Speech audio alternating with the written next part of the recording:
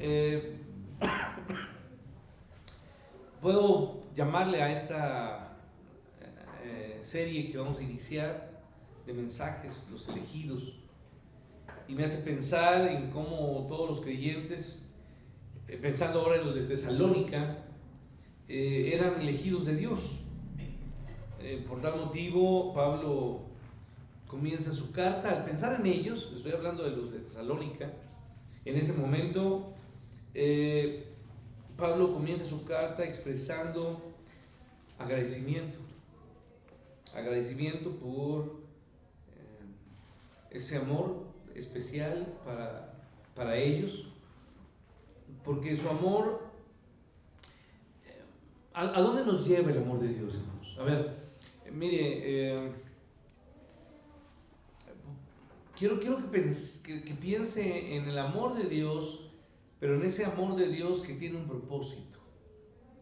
Imagínense si el amor de Dios solamente nos pudiera servir para cuidar de nosotros, proveernos lo necesario, pero el amor de Dios se queda a eso nada más. El amor de Dios solamente se conforma con eso, se queda allí con proveernos, con sustentarnos, con el cuidado. No, no es así, no sucede así. El amor de Dios tiene un propósito mayor, y toda vez que Dios ama a alguien, esto resulta en salvación. O sea, ¿qué quiero decirle? Cuando Dios ha amado a alguien, ese amor no queda allí, sino que ese amor lo lleva a salvación. Y esto en nosotros debe de trabajar o verse como algo muy distinto al amor que usted y yo conocemos. Una persona ama y a veces se conforma, y cuando uno ama, pues le compran cosas o etcétera, y solamente se queda allí. O nuestro amor es temporal, nuestro amor no dura para siempre.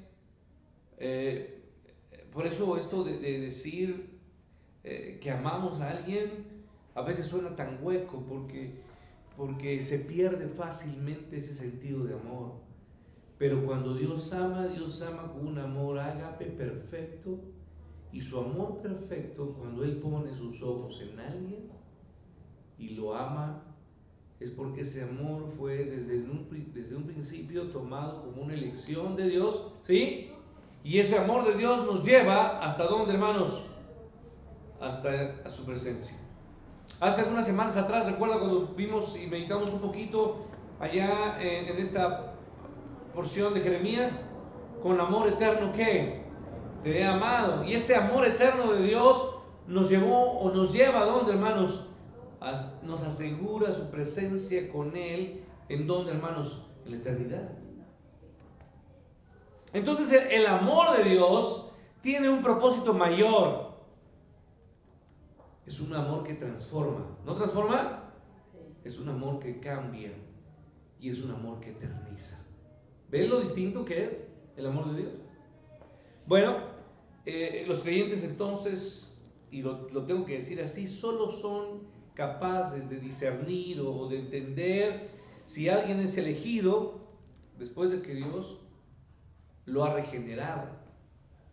A ver, ¿cómo podemos entender que alguien ha sido elegido por Dios? Que esa persona le pertenece a Dios. ¿Cómo lo vamos a ver? ¿Es porque trae una Biblia? El traer una Biblia o el cargar una cruz, el traer algo, el que canta en una iglesia, el que viene a una iglesia, ¿eso simplemente lo califica como un elegido de Dios? No. Lo que puede distinguir a un creyente es porque él ha sido regenerado. Y cuando digo regenerado es que su vida ha sido hecha, ¿qué, hermanos? Nueva. Su forma de hablar era de una forma y ahora él habla de otra forma. Su manera de pensar era una y ahora él piensa de otra forma.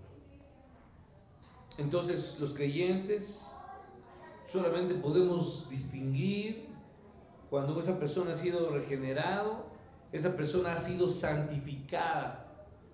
¿Y qué significa santificada, hermanos? Que ha sido apartado. ¿Podemos decir que este lugar es santo, hermanos? Sí, porque en ese lugar, hermanos, venimos y nos reunimos ¿para qué, hermanos? Para adorar a Dios.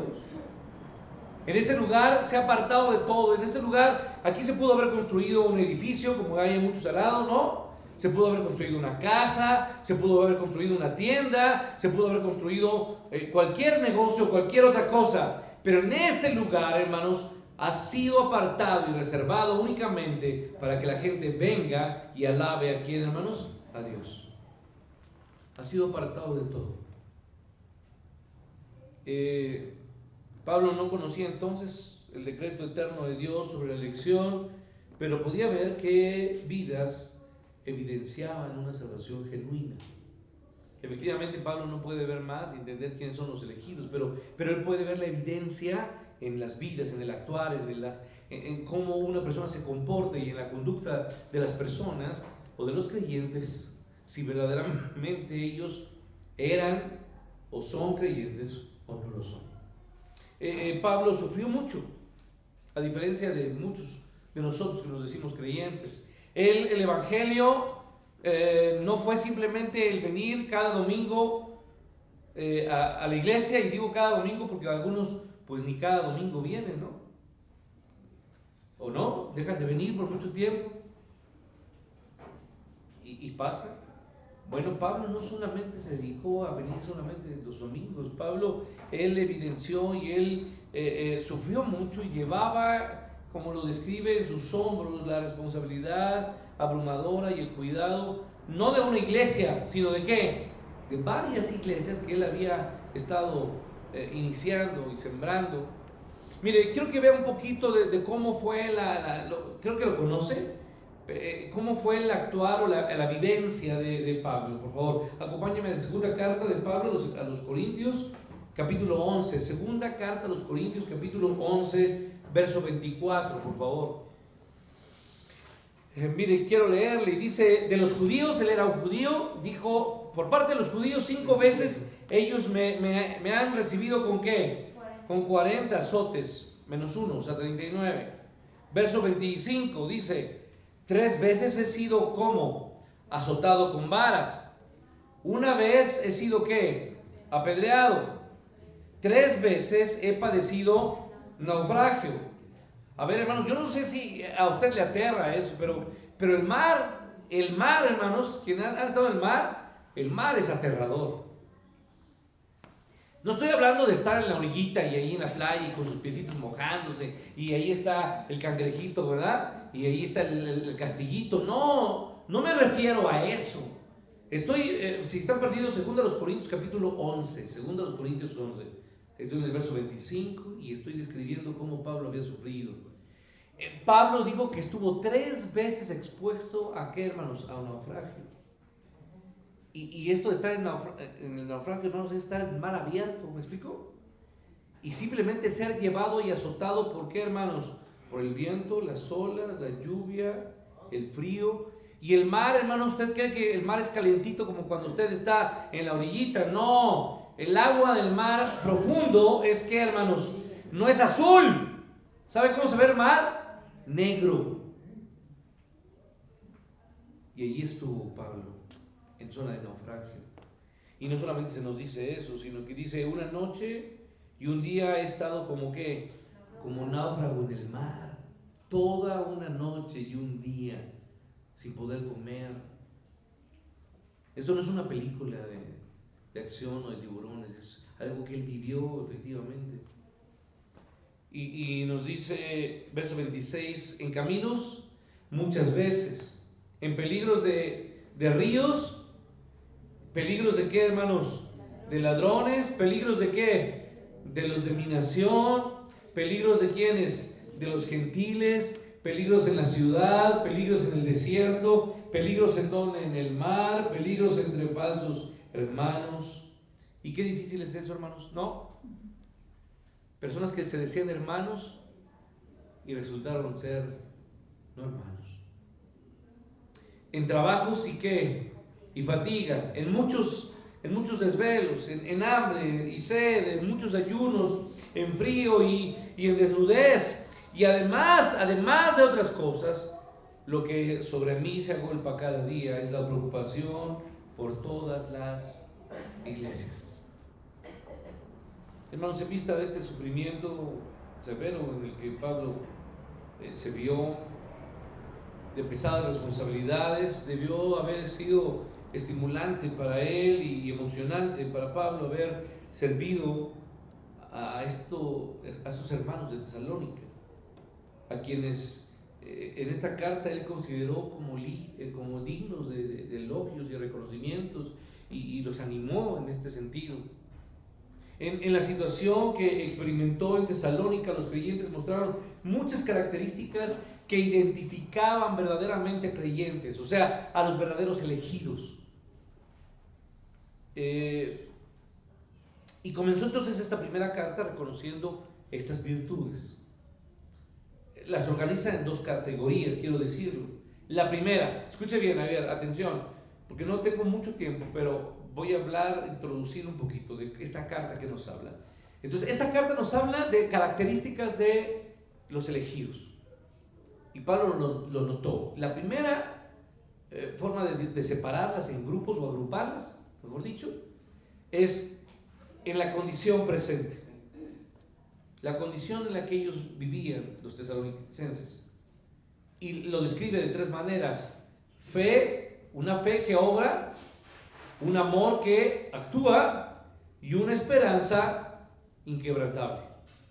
Trate de aprenderlo, Una fe que tiene manos, ¿sí o no? Fe que obra. No solamente que dice yo estoy confiando en Dios, pero no estoy actuando. Una fe que actúa, una fe que obra, una fe que trabaja. Y luego habla de un amor que activo. No es un amor pasivo. Dios nos amó, de tal manera nos amó que ¿qué hizo? Dio. El amor va acompañado de verbos. ¿Y los verbos qué son? Acciones. El amor actúa. Y por último, una fe que no es hermanos, quebrantada. Una esperanza, que no es quebrantada. Esperanza que no se pierde. Y la segunda agrupación es la conversión pasada. Cómo ellos vivían esa forma pasada. Cómo recibieron el Evangelio en el poder del Espíritu Santo. Una imitación auténtica del Señor. Ellos empezaban a imitar, porque cuando uno nace de nuevo, uno comienza a imitar a quien ama. Y a quien amamos es a quien, hermanos, a nuestro Dios. Y entonces tenemos que imitarlo a Él en todo lo que Él hacía, ¿sí? En esa perseverancia gozosa en la tribulación, a pesar de que hay pruebas, porque un creyente, hermanos, ¿vive en pruebas o no? Sí. En enfermedades, en las tribulaciones, sí. Claro que sí, pero nosotros en medio de la tribulación perseveramos gozosamente. Y nos comportamos también de forma ejemplar como creyentes, proclamando la palabra de Dios en todo lugar, y hay una transformación total de la idolatría que antes vivía, y ahora esperamos en el regreso de nuestro Señor Jesucristo. ¿Qué es lo que usted espera, hermanos? ¿Qué es lo que usted más anhela? ¿Y qué usted está esperando? Yo espero tener una casa grandota, espero tener un carro, espero tener una familia, hermanos. No, la esperanza del verdadero creyente es una. Espero que en mi Señor, cuando los cielos hermanos, se abran y el Señor baje con voz de trueno, con la trompeta de Dios, y haga resonar, y entonces Él me llame, ¿por qué? Por mi nombre, y entonces yo pueda decir, aquí estoy, Señor. Amén. Esa es nuestra esperanza. Entonces Pablo hace una pausa aquí en estas dos listas, en el versículo 4, para afirmar que entiende la elección de la iglesia tesalonicenses, pero antes inicia su carta con un saludo para sus amigos amados. Y voy a ver rápidamente este saludo de Pablo. Acompáñenme, versículo 1, por favor. ¿Qué dice el versículo 1? Pablo, Silvano y ¿quién? Y Timoteo.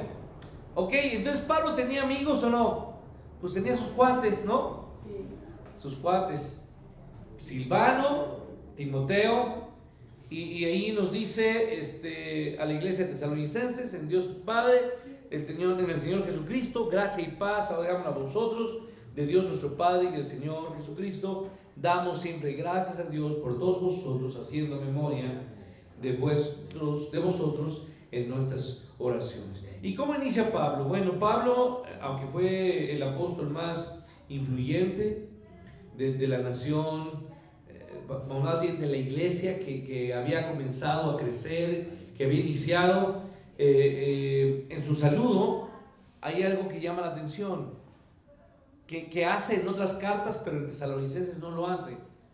Pablo en muchas cartas se presenta como siervo o enviado o apóstol de Dios, pero aquí se presenta así. No lo hace.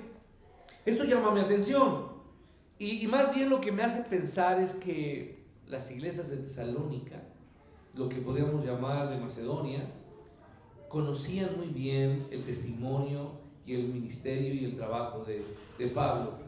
En otras iglesias, como a los Corintios, su ministerio, su trabajo fue cuestionado, porque a la gente siempre se le da abrir la boca, ¿no? Y criticar y juzgar. Pero en esta iglesia, los hermanos tesalonicenses, o la iglesia de Tesalónica, no hizo juicios acerca de Pablo y cuestionó, puso en duda su ministerio, no lo cuestionó, aunque después vemos que se defendería su integridad y su sinceridad, y lo vemos en el capítulo 2, pero aquí él se identifica sencilla y humildemente como Pablo. No tiene más títulos, ¿sí? Dice Pablo, Silvano y ¿quién? Y Timoteo, no más. Con esa actitud humilde se presenta. Y voy a hablar acerca del segundo personaje. ¿Quién es Silvano? Silvano. Bueno, Silvano es Silas, ¿sí? Es el que aparece en otras cartas como Silas. Y Timoteo, pues Timoteo ya sabemos, era su hijo amado en la fe, ¿no? Un joven al que Pablo confió demasiado y que amó de una forma particular. Silas probablemente era un judío helenizado. Cuando digo helenizado es, nace judío, pero se cría bajo la cultura que griega romana, ¿sí? Acuérdense que llamamos que en ese tiempo el que gobernaba, los que gobernaban eran los romanos, pero la cultura era netamente ¿qué? Griega. Por eso le llamamos greco-romana, pero todo su bagaje era griego.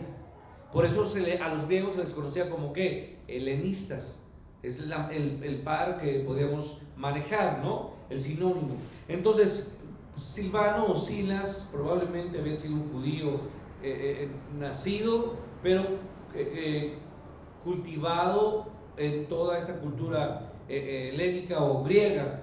Él fue el que le acompañó a Pablo en el segundo viaje misionero, lo vemos ahí en Hechos 15, verso 40, y después Silas se convierte en escribano. ¿Qué es el escribano? Pues el que escribe. ¿Y a quién cree que él escribió cartas? No fue a Pablo, fue a Pedro. Si usted lee primera carta de Pedro, capítulo 5, versículo 12, vemos que Silas fue el que escribió muchas de las cosas que Pedro quiso que enseñara, ¿sí? Bueno, Timoteo, voy a ocupar una palabra dominguera para que los que no sepan, oriundo. ¿Qué es oriundo? Nacido, viene de origen, nacido en, usted, los que han nacido, por ejemplo, mis hijas son oriundas del Estado de México, ¿no? Allá nacidas en, ¿cómo se llama? Huehuetoca, son de ellas, oriundas de Huehuetoca, ¿no? Entonces, así se le conoce, palabra dominguera para los que no conocían. ¿Dónde nació Timoteo? En Listra. Esto lo vemos en Hechos 16, ahí lo podemos ver, en una ciudad de Asia Menor. Él fue hijo en la fe de Pablo, como lo dije, y fue su protegido. Estuvo con él en el segundo y en el tercer viaje misionero y permaneció cerca de él en el primer encarcelamiento que fue en Roma. Y después Timoteo sirvió y se quedó como pastor. ¿En dónde, hermanos? En Éfeso. cuando Pablo escribe la primera y la segunda carta a Timoteo, ¿en dónde está pastoreando Timoteo? En Éfeso. Por eso él escribe las cartas, porque era un pastor nuevo y quería ayudarle en su ministerio como pastor. Y después Timoteo verificó que estuviera bien, y él fue el que acompañó a Pablo, como dije, casi al final escribió 2 cartas cuando Timoteo estaba en Éfeso. Los 3 hombres, Pablo, Silas y Timoteo, conocían bien la iglesia tesalónica. Ellos 3 habían fundado la iglesia, y lo podemos ver en Hechos 17. Y después Timoteo se encargó de supervisarla, de ver su trabajo, su esfuerzo de esta iglesia. Y Pablo incluyó los nombres de estos colaboradores en este saludo, porque los 3 apreciaban mucho a la iglesia de Tesalónica. Ahora voy a terminar con esto, nada más. Pablo aquí ocupa una palabra, usa la palabra, miren, vaya usted, dice ahí el texto, Pablo Silvano, y luego dice, ¿a la qué? Iglesia. En el griego, ¿qué palabra es? Ya le hemos dicho, ¿cómo se dice iglesia en griego? Eclesia, ¿sí? Que lo he comentado en otros momentos. Esta traducción se refiere o enfatiza la elección de los tesalonicenses, y eclesia está relacionado con la frase ekkale, que es el verbo convocar, significa convocados, ¿o qué, hermanos? O elegidos, convocados, elegidos, como lo dije en otras ocasiones, llamados, ¿para dónde? Para de afuera, llamados afuera. Nosotros no somos de dónde, hermanos, de aquí, ¿sí? Y este es el llamado de lo que dice iglesia. Entonces, esta frase que ha tomado aquí de eclesia, podríamos compararla con el versículo 4 en la Nueva Versión Internacional, donde se le llama aquí elegidos. Le da esa connotación. La iglesia no es cualquier grupo de personas, o si es grupo de personas cualquiera. No, la iglesia es el grupo de ¿qué, hermanos? Creyentes. Y a esto yo puedo decirlo entonces ahora con gusto, hermanos. La iglesia son, ¿quiénes, hermanos? Los elegidos de Dios. Los elegidos de Dios, quien Él ha escogido por su mero beneplácito, por su mero deseo, por su deseo de su voluntad, que eso es muy claro. Y Pablo tenía la certeza de que los tesalonicenses estaban entre, obviamente, elegidos de Dios, formaban parte de esos elegidos, porque había visto la evidencia clara de su transformación. Eso es lo más maravilloso, hermanos. Pablo no solamente les llama elegidos por un hecho de llamarles de una forma, no. Él les llama así porque él había sido testigo y había notado claramente su vida, su cambio, su nuevo nacimiento, su renacer. Él los había visto cómo eran antes y cómo ahora vivían. Habían sido regenerados por medio del Espíritu Santo. Dios había obrado una vida o vidas nuevas en la iglesia a los tesalonicenses. Entonces Pablo tenía certeza de esto. Y Pablo reflexionó sobre la naturaleza de la iglesia, y con expresión inusual, fíjese cómo termina, y solamente voy a terminar este versículo 1. Dice allí, a la iglesia de los tesalonicenses, y luego ¿qué dice? En Dios Padre, ¿y en quién? En el Señor Jesucristo. A ver, hermanos, llama, no sé si esto usted lo está entendiendo como lo quiero yo ver. Llama en Dios Padre, ¿y en quién? En el Señor Jesucristo. Mire, aquí lo único que quiero terminar es que esta expresión inusual demuestra una unión vital inextricable, o sea, compleja, de los tesalonicenses con Dios y con Cristo. La iglesia, hermanos, por favor, la iglesia tiene una relación inexplicable, única, compleja, difícil de entender, pero la iglesia, escuchen bien, y Dios nos, ¿qué, hermanos? Nos unimos. Somos, ¿qué, hermanos? Uno. Y es por eso que el Señor Jesús siempre nos llamó: yo soy la vid, ¿vosotros qué? Los pámpanos. ¿Y ustedes qué tienen que hacer? Permanecer ¿en quién? En mí. Hermanos, esta unión es una unión maravillosa que debe de existir. Hermanos, ellos participaban en la vida misma de Dios. Ser un creyente, ser un hijo de Dios, ser un elegido de Dios, es vivir la vida que Dios me llama a ser, pero vivirla en Él y para Él. Esto es lo más hermoso que yo puedo hoy compartirle a ustedes, lo que quiero que se lleve. El que usted pueda entender que la vida a la que usted ha sido llamado, a la vida a la que Dios le está llamando, es para que usted viva una vida en Él. ¿Y quién? Para Él. Porque vivimos en Dios Padre y en el Señor, ¿qué, hermanos? Jesucristo.